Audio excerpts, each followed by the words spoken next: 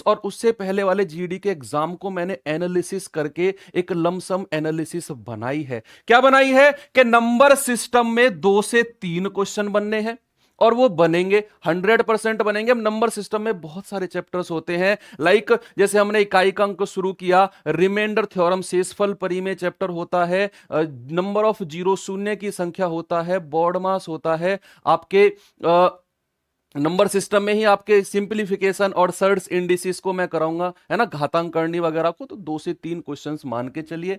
HCF LCM में एक question 100%, मैं गारंटी देता हूं, 100 नहीं, एक जीरो और लगा दूं, 1000% एचसीएफ एलसीएम में से क्वेश्चन बनेगा।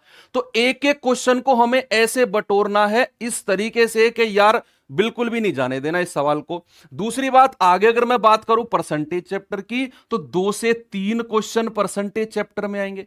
ठीक है, 2 से 3 क्वेश्चन परसेंटेज चैप्टर में आएंगे, तो तैयार रहना है परसेंटेज चैप्टर के लिए, क्योंकि परसेंटेज चैप्टर ही ऐसा है जो इन 4 चैप्टर को आपका मजबूत बनाएगा। 4 चैप्टर को, छठे चैप्टर तक के percentage, discount, profit loss, simple interest और कंपाउंड इंटरेस्ट। यस, ये 4 चैप्टर ऐसे होंगे जो परसेंटेज से क्लियर होंगे। और अब आप जोड़कर देखो कितना वेटेज आपने ले लिया इन 4 चैप्टर्स में। 2 से 3 क्वेश्चन परसेंटेज में, 2 से 3 क्वेश्चन लाभ हानि और डिस्काउंट में, एक क्वेश्चन 1000% साधारण ब्याज से, और एक क्वेश्चन 1000% कंपाउंड इंटरेस्ट यानी कि चक्रवृद्धि ब्याज से। और ये 4 चैप्टर ऐसे हैं कि आपको मैं परसेंटेज पढ़ाऊंगा, और आप जिस दिन मैं आपको परसेंटेज पढ़ाऊंगा ना, उस दिन आप चक्रवृद्धि ब्याज का सवाल कर दोगे उसी दिन। ये 4 चैप्टर आपके क्लियर करा दूंगा एक कॉन्सेप्ट से। तो इतने क्वेश्चन का वेटेज हो गया। फिर आती है बात रेशियो प्रोपोर्शन पे। बच्चे, रेशियो प्रोपोर्शन से 2 क्वेश्चन 100% आने, 100% 2 क्वेश्चन रेशियो प्रोपोर्शन से आने हैं। आगे चलते हैं थोड़ा सा, मिक्सचर एलिगेशन से 0 से 1 क्वेश्चन आ भी सकता है, नहीं भी आ सकता है, यानी कि इतना वेटेज, इसका थोड़ा सा कम वेटेज है मिक्सचर एलिगेशन का।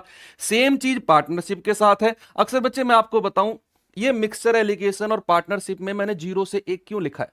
क्यों लिखा है मैंने? क्योंकि एसएससी की ही दुश्मनी है, एसएससी को ही दुश्मनी है मिक्सचर एलिगेशन और पार्टनरशिप से। पता नहीं क्यों, किसी भी एग्जाम में बैठ जाओ, पार्टनरशिप मिक्सचर एलिगेशन से बहुत कम सवाल देते हैं। लेकिन फिर भी हम इन्हें बहुत अच्छे से पढ़ेंगे, क्योंकि 0 से 1 मैंने इसलिए डाला है, हो सकता है एग्जामिनर भी हमारी क्लास देख रहा हो, अच्छा 0 से 1 कम वेटेज, ले बेटा इस बार ऐसे ही रखूंगा सवाल, है ना। तो वो चीज हमें बिल्कुल सोचकर रखनी है कि एग्जामिनर आप में से ही कोई हो सकता है, तो यहां पर भी हमें बिल्कुल भी यहां पर बैक स्टेप नहीं जाना है। तो ये चीज भी हमें बहुत अच्छे से तैयार करनी है। नेक्स्ट की अगर मैं बात करूं, तो एवरेज चैप्टर, सबसे फेवरेट चैप्टर।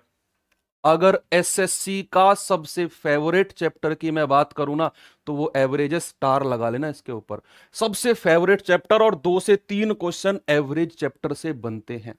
ठीक है, थोड़ा सा और आगे चलते हैं, टाइम एंड वर्क, 1 से 2 क्वेश्चन।